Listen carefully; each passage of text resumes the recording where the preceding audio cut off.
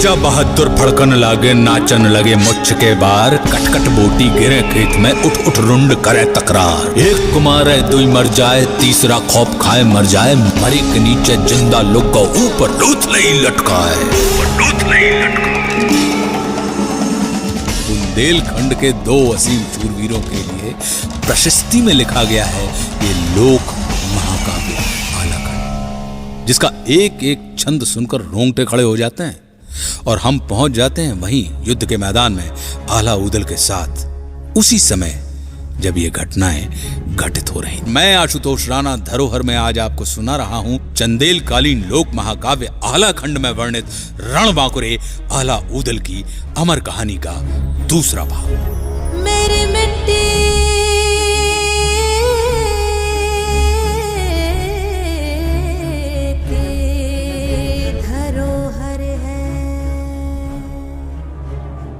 मांडोगढ़ की जीत के बाद आला उदल की कीर्ति चारों तरफ फैलने लगी थी, पर ईर्ष्या और द्वेष से भरा उनका मामा माहेल इस बात को स्वीकार नहीं कर पा रहा था और एक नए षड्यंत्र में लग गया। एक दिन, अरे मलखान, तुमने सिरसागढ़ का नाम सुना है? सिरसागढ़? हाँ सुना तो है, लेकिन अचानक मामा जी आप। तो फिर तुम ये भी अवश्य जानते होगे कि राजा परमाल ने तुम्हारे पिता को उसका शासन सौंप दिया था। नहीं तो ये तो मुझे मालूम नहीं था। अरे मालूम कैसे चलेगा भांजे, पृथ्वीराज ने आक्रमण करके उसको अपने राज्य में मिला लिया था और अपने बेटे पारत को गद्दी पर बिठा दिया। ये बात सुनकर मलखान अपने आप पर काबू नहीं रख पाया, उसका खून खौल उठा। वो उसी क्षण महाराज परमाल के पास पहुंच गया।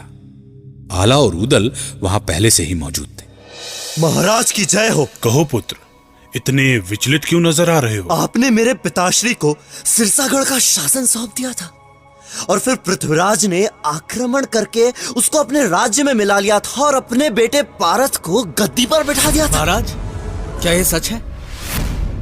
क्या सच में ऐसा हुआ था? मुझे तो विश्वास ही नहीं हो रहा।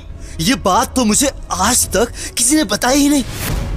इतना बड़ा अनर्थ और हमें सूचना तक नहीं। देखो पुत्र, गड़े मुर्दे उखाड़ने से कोई फायदा नहीं है, और फिर पृथ्वीराज बहुत बड़े वीर हैं और उनके पास विशाल सेना भी है।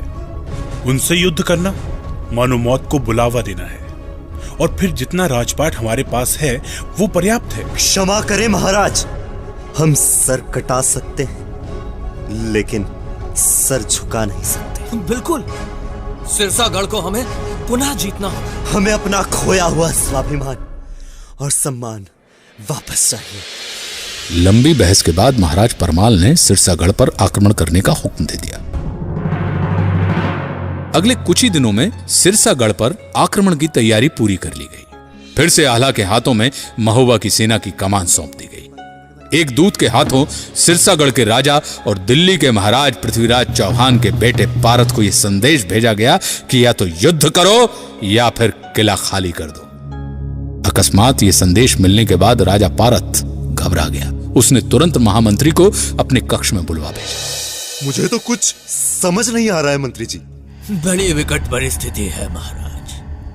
हमारी सेना इस अकस्मात युद्ध के लिए बिल्कुल भी तैयार नहीं है, लेकिन मांडवगढ़ जीतने के बाद महोबा की सेना के हौसले आसमान को छू रहे हैं। कुछ तो करना ही होगा।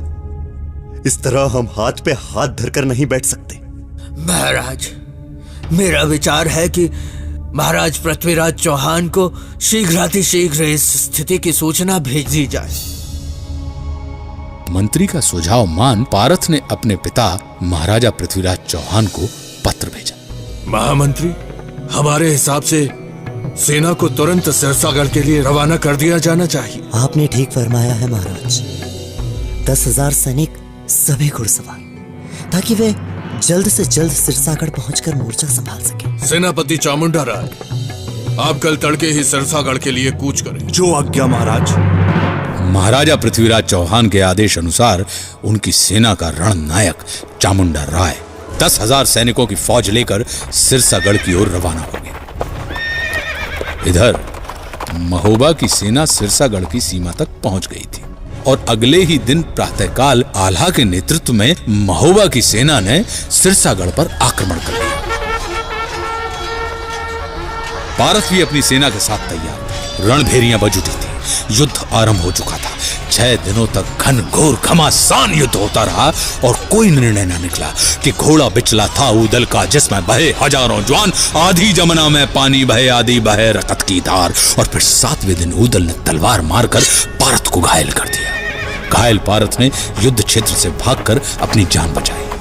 यह साफ हो गया था कि जब तक महाराज पृथ्वीराज चौहान की सेना नहीं पहुंचती तब तक महोबा की सेना से पार पाना कठिन है कि बड़े लड़ैया महोबा वारे इनकी मार सही न जाए। खुशकिस्मती से चामुंडा राय अपने 10,000 जांबाज सैनिकों के साथ सिरसागढ़ पहुंच चुका था। चामुंडा राय को लगता था कि वो अपनी इतनी बड़ी फौज के साथ महोबा के कुछ मामूली से सैनिकों को आराम से परास्त कर देगा। और अगले दिन उसने व्यूह रचना के तहत आला और ऊदल को चारों तरफ से घेर लिया। चामुंडा राय के सैनिकों से अपने आप को घिरा देखकर ऊदल ने ललकार कर चामुंडा राय से कहा, रे चढ़ा, जाकर कह देना पृथ्वीराज चौहान से कि पुड़ी कचौड़ी जान न मिल है, 12 मास चले तलवार। और फिर भीषण युद्ध आरंभ हुआ। आल्हा ऊदल की युद्ध नीति और पराक्रम के सामने सिरसागढ़ की एक ना चली और चामुंडा राय को पारत को साथ में लेकर सिरसागढ़ का किला छोड़कर भागना पड़ा।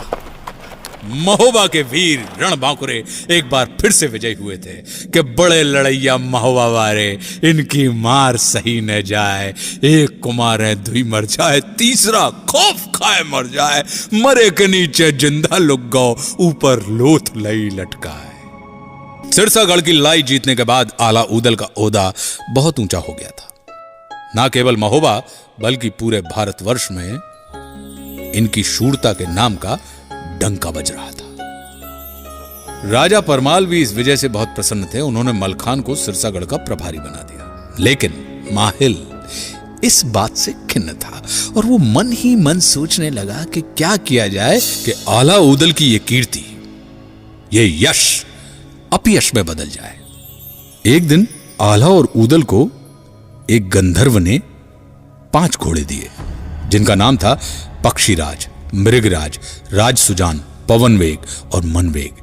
ये घोड़े इतनी तीव्रता से भागते थे कि लोगों को लगता था कि ये घोड़े हवा में उड़ रहे हैं, अधर में चल रहे हैं। आला ऊदल इन घोड़ों को युद्ध के लिए तैयार करने लगे और माहिल को एक तरकीब सूझ गई। वे सीधे रनिवास में जाकर अपनी बहन मलहना से मिले और मलहना के कान भरने लगे।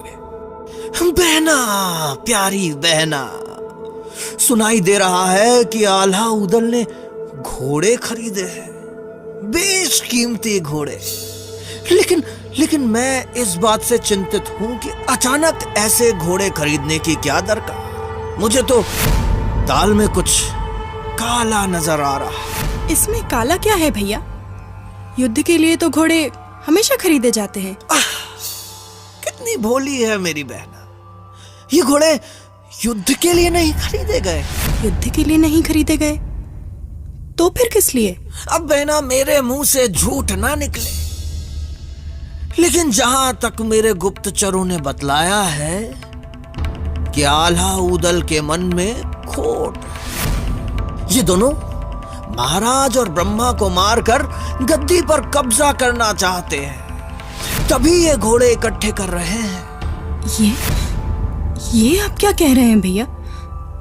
नहीं, ये सच नहीं हो सकता। बहन, मन तो मेरा भी चाहता है कि ये बात झूठ हो, लेकिन कहीं अगर ये बात सच निकली तो फिर उस दिन हम क्या कर पाएंगे। इसीलिए उचित तो यही होगा कि तुम महाराज को इस बात से अभी अवगत कराओ। हाँ, आप उचित ही कह रहे हैं। मैं अभी जाके बात करती हूँ महाराज से। मलहना आल्हा ऊदल को अपने सगे बच्चे से अधिक प्रेम करती थी, लेकिन इधर माहिल की बातों ने मलहना के मन को दूषित कर दिया। आखिर वो एक पतिव्रता पत्नी थी और मां भी थी। कहते हैं ना कि घुटने हमेशा पेट की तरफ ही मुड़ते हैं और मां ममता में अंधी हो जाती है। मल्हना को महोबा के सिंहासन पर मंडराते खतरे अचानक नजर आने लगे और वे राजा परमाल के पास पहुंच गए। नहीं नहीं महारानी, आप बहुत बड़ी भूल कर रही हैं। ऐसा आप विचार भी कैसे कर सकती हैं? आला उदल दोनों ही स्वामी भक्त हैं। वो कभी भी हमारे विरुद्ध कोई काम नहीं करेंगे। यदि ऐसी ही बात है तो फिर आप आला और उदल दोनों से वो घोड़े मंगवा लीजिए। मैं दावे के साथ कह सकती हूँ कि वो आपको घोड़े नहीं देंगे, और जब तक ऐसा नहीं हो जाता हम अन्न जल ग्रहण नहीं करेंगे। तो ठीक है, जैसा आप चाहें। राजा परमाल ने आला को बुलाने का फैसला किया। यह खबर मिलते ही आला उदल राजा परमाल के पास पहुंच गए। राजा परमाल ने उनसे पूछा कि ये घोड़े कहां से मिले। उदल बोले, तब राजा से देव निधि ने रखने मान, और 5 बछड़े अति विशिष्ट हैं, भर भर करके भरे उड़ान। पक्षीराज मृगराज घोड़ दो, एक घोड़ा रहे राज सुजान, और पवन वेग मन वेग भय दो, 5 उड़े लगा के प्राण। ये सुनकर राजा परमाल ने कहा कि ये घोड़े तुम्हें हमें देने होंगे, अन्यथा तुम दोनों भाइयों का महोबा में कोई स्थान नहीं। ये बात सुनकर पूरा राज दरबार स्तब्ध हो गया। महाराज, बड़ा दुख के साथ हमें यह कहना पड़ रहा है कि आप हम पर संदेह कर रहे हैं, जबकि ये घोड़े सेना के लिए नहीं खरीदे गए। हमें नहीं पता कि आपको अचानक क्या हो गया, लेकिन संदेह के इस वातावरण में हमारा दम घुटता है। हमें आज्ञा दीजिए महाराज।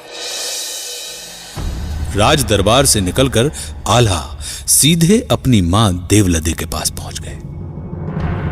मां, जिन्हें हमने हमेशा पिता समान समझा, उन्हें ही आज हम पर विश्वास नहीं। जिस राज्य के लिए हमारे पिता और काका ने अपने प्राणों की आहुति दे दी, वही राज्य हमसे स्वामी भक्ति का प्रमाण मांग रहा।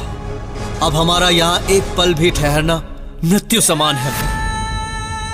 पुत्र, जब समय संबंधों से ज्यादा प्रबल हो जाए, तब समय के बताए रास्ते पर ही चलना उचित होता है। न जाने किस ठोर पर जाकर रुकेगी हमारी जीवन की नाव, लेकिन संबंधों को एक अवसर अवश्य मिलना चाहिए। एक बार और अंतिम बार पुत्र, तुम महाराज से जाके मिल लो। हो सकता है कि उनका मन बदल जाए और फिर वे तुम्हें स्वीकार भी कर लें। माता से आशीर्वाद लेकर आल्हा राजा परमाल के पास पहुंचे। राजा परमाल ने उनके सामने 3 शर्तें रखी। माता देवलदे से सलाह मशवरा करने के बाद जब आला उदल राजमहल पहुंचे तो पूरा दरबार भरा हुआ था। आला उदल ने राजा को माता की कही हुई बातें दोहराई। बातों को सुनकर राजा परमाल आला उदल से बोले, यदि तुम राज्य में खाओगे तो गोमांस खाओगे, अगर पानी पियोगे तो गाय का रक्त पियोगे, यदि स्त्री के साथ सोते हो तो बहन के साथ सोओगे। राजा परमाल के मुंह से ऐसी युक्ति सुनने के बाद आल्हा क्रोधित हो उठा और तुरंत वहां से निकल गया। उदल ने अपनी पकड़ी और गहने उतार कर फेंक दिए। क्रोधित आला उठकर चलवा पूरब तुरंत की पहुंचो जाए और उदल बोलो, तब राजा से पगड़ी गहना तरी तुम्हार। भादों की आधी रात थी, घनघोर वर्षा हो रही थी। आला उदल अपनी मां देवलदे को लेकर महोबा नगरी को छोड़कर किसी अज्ञात स्थान की ओर चल पड़े। पूरे महोबा नगर वासियों के लिए यह एक बहुत ही दुखदायी और करुण दृश्य था।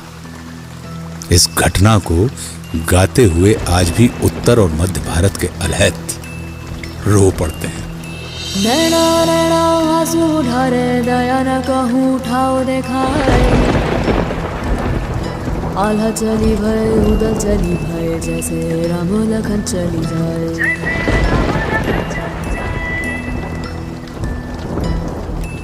सावन चिड़िया ना घर छोड़े, ना बने जर बनी जी जाए, और टप टप बूंदे पड़े कपड़न पर, दया न काहू ठाव दिखाए।